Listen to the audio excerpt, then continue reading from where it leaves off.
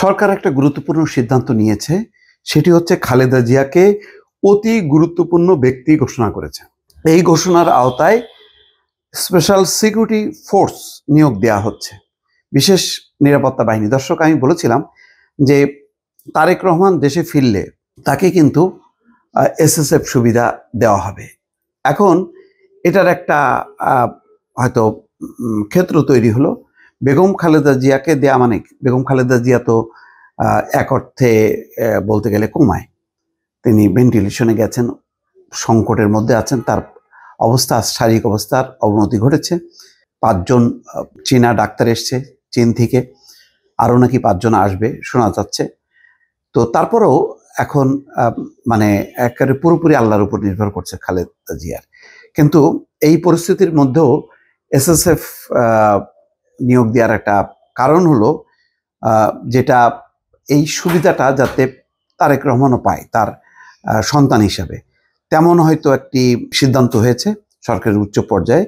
এই জন্য প্রধান উপদেষ্টার কার্যালয় থেকে এ সংক্রান্ত প্রজ্ঞাপন জারি করা হয়েছে। রাষ্ট্রপতির আদেশক্রমে প্রধান উপদেষ্টার কার্যালয়ের মহাপরিচালক মোহাম্মদ আব্দুল ওয়াদুদ চৌধুরী প্রজ্ঞাপনে স্বাক্ষর করেন। প্রজ্ঞাপনে বলা হয়, সরকার বিশেষ নিরাপত্তা বাহিনী আইন 2021-এর ধারা প্রদত্ত ক্ষমতা বলে সাবেক প্রধানমন্ত্রী খালেদা জিয়াকে অতি গুরুত্বপূর্ণ ব্যক্তি হিসেবে ঘোষণা করা হলো। ইহা অবিলম্বে কার্যকর হবে। তো বুঝতেই পারছেন যে বেগম খালেদা জিয়ার তো এখন যে শারীরিক যে অবস্থা, সেই অবস্থায় এখন এসএসএফ তাকে দেয়া না দেয়া অনেকটা সমান কথা। তারপরেও এভারকেয়ার হসপিটালের যে নিরাপত্তা অবস্থা, সেটাকে হয়তো তারা যথেষ্ট পরিমাণ নিয়ন্ত্রণ করবে। কিন্তু এই সুবিধাটা যে তার পরিবারের অন্য সদস্যরা পাবেন, সেটা বোঝা যাচ্ছে। অর্থাৎ সন্তানরা মানে বেগম খালেদা জিয়ার একটা অংশ। বলা হচ্ছে অতি গুরুত্বপূর্ণ ব্যক্তি, রাষ্ট্রের অতি গুরুত্বপূর্ণ ব্যক্তি।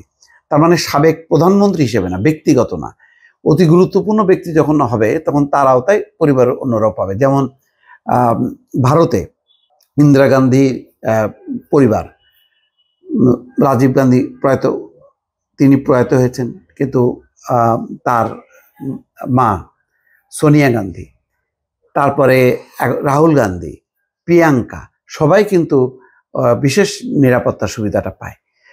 সরকার হয়তো ওইটার আলোকে তেমন কিছু প্রডিউস করতে যাচ্ছেন, যাতে আর কোনো বিতর্ক না হয়। সেই কারণেই হয়তো সময় ক্ষেপণ। কিন্তু পরিস্থিতি এখন যেহেতু অনেকটা জটিল এবং তারেক রহমান আসতে চাচ্ছেন, কিন্তু তিনি যে ইঙ্গিত দিয়েছেন তাতে একটা নিরাপত্তার বিষয় তিনি উল্লেখ করতে চেয়েছেন। এই কারণে সরকার বলছেন যে সর্বোচ্চ নিরাপত্তা দেওয়া হবে এবং তার আসার ক্ষেত্রে কোনো রকম বাধা থাকবে না। অর্থাৎ সরকার এই নিরাপত্তা ব্যবস্থাটা নিশ্চিত করার জন্যই হয়তো খুব তড়িঘড়ি করে খালেদা জিয়াকে অতি গুরুত্বপূর্ণ ঘোষণা করে তাকে দিচ্ছে। অর্থাৎ এর আওতায় হয়তো তার পরিবারের সদস্যরাও পাবেন। সেই হিসেবে তারেক রহমানও কিন্তু এই এসএসএফ এর সুবিধাটা হয়তো পেতে পারেন। আমি যতটুকু মনে করি হয়তো সেই দিকেই সিদ্ধান্তটা হতে যাচ্ছে। দর্শক।